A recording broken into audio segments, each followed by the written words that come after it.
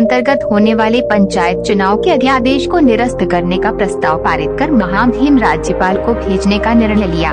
इसके बाद सीएम शिवराज सिंह चौहान राजभवन पहुंचकर राज्यपाल मंगू भाई पटेल से मिले और कुछ देर वहां रुकने के बाद वापस सीएम हाउस रवाना हो गए।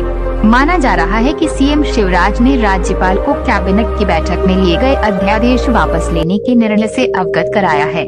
इसी अध्यादेश के आधार पर मध्य प्रदेश में त्रिस्तरीय पंचायत चुनाव की प्रक्रिया शुरू हुई थी, लेकिन अब अध्यादेश के वापस लिए जाने पर राज्य निर्वाचन आयोग के पास चुनाव कराने का आधार नहीं रहा। राज्यपाल द्वारा प्रस्ताव पर मुहर लगाने के बाद राज्य निर्वाचन आयोग को चुनाव निरस्तीकरण के लिए निर्देश दे सकते हैं। मंत्रिमंडल की बैठक के बाद डॉक्टर नरोत्तम मिश्रा ने जानकारी देते हुए बताया कि मध्य प्रदेश सरकार पंचायत राज संशोधन अध्यादेश वापस ले रही है। इस पर विधेयक विधानसभा में प्रस्तुत होना था, लेकिन नहीं हो सका।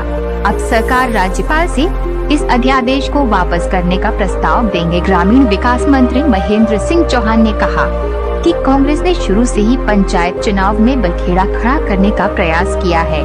कांग्रेस के लोगों ने कोई ऐसी अदालत नहीं छोड़ी जहां में पंचायत चुनाव के विरोध में नहीं गए। हमारे प्रधानमंत्री और मुख्यमंत्री शुरुआत से ही इस बात को लेकर प्रतिबद्ध थे कि बिना ओबीसी आरक्षण के चुनाव न हो। सदन में अपरिहार्य कारणों से संशोधन विधेयक पारित नहीं हो पाया और सुप्रीम कोर्ट का भी जो आदेश था उसे मान्य करते हुए इस अध्यादेश को महामहिम राज्यपाल को वापस करने का प्रस्ताव पारित किया है। अध्यादेश को पारित किए बिना ओबीसी आरक्षण और परिसीमन नहीं किया जा सकता है। अब आगे की प्रक्रिया राज्य निर्वाचन आयोग को सुनिश्चित करना है। उन्होंने कहा कि चुनाव कराना या न कराना निर्वाचन आयोग को फैसला करना है। सरकार ने अपनी भूमिका स्पष्ट कर दी है। ग्रामीण विकास मंत्री महेंद्र सिंह चौहान ने कहा कि कांग्रेस ने शुरू से ही पंचायत चुनाव में बखेड़ा खड़ा करने का प्रयास किया है। कांग्रेस के लोगों ने कोई ऐसी अदालत नहीं छोड़ी जहां में पंचायत चुनाव के विरोध में नहीं गए।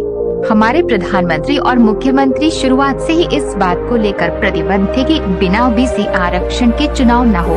सदन में अपरिहार्य कारणों से संशोधन विधेयक पारित नहीं हो पाया और सुप्रीम कोर्ट का भी जो आदेश था उसे मान्य करते हुए इस अध्यादेश को महामहिम राज्यपाल को वापस करने का प्रस्ताव पारित किया है। अध्यादेश को पारित किए बिना ओबीसी आरक्षण और परिसीमन नहीं किया जा सकता है। अब आगे की प्रक्रिया राज्य निर्वाचन आयोग को सुनिश्चित करना है। उन्होंने कहा कि चुनाव कराना या न कराना निर्वाचन आयोग को फैसला करना है। सरकार ने अपनी भूमिका स्पष्ट कर दी है।